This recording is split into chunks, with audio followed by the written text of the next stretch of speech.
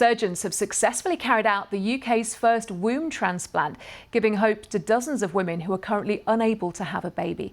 This kind of life-changing surgery could help women born without a womb and those who lose that organ to cancer or other conditions, as our medical editor Fergus Walsh reports. No, I want you to record these guys. A UK first as surgeons transplant a womb into a 34-year-old woman donated by her 40-year-old sister. The surgery in next-door operating theatres at the Churchill Hospital in Oxford in February lasted around 17 hours.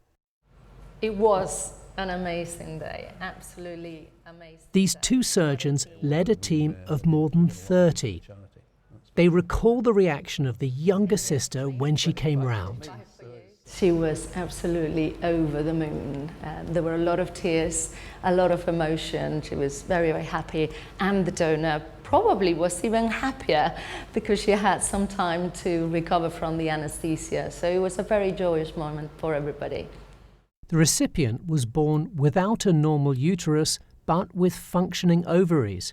With her husband, she already has 8 embryos in storage and could go on to have 2 pregnancies, after which her sister's womb will be removed so she can stop taking powerful drugs which prevent her body rejecting the transplant.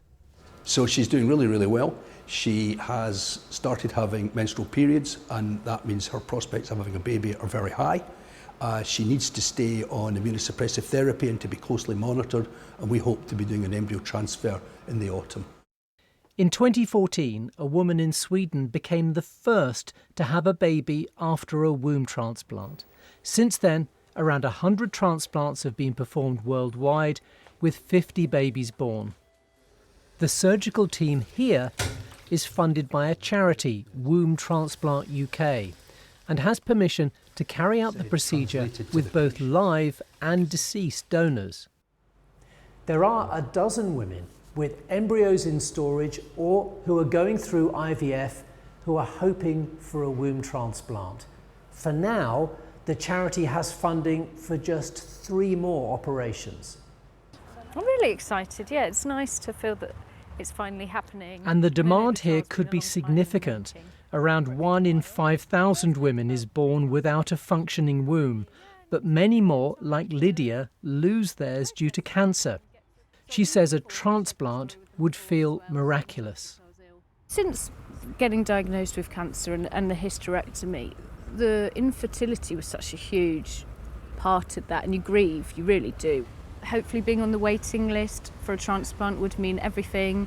Being able to carry my own child and have that experience of feeling it, being able to breastfeed and being able to have a newborn baby at least once.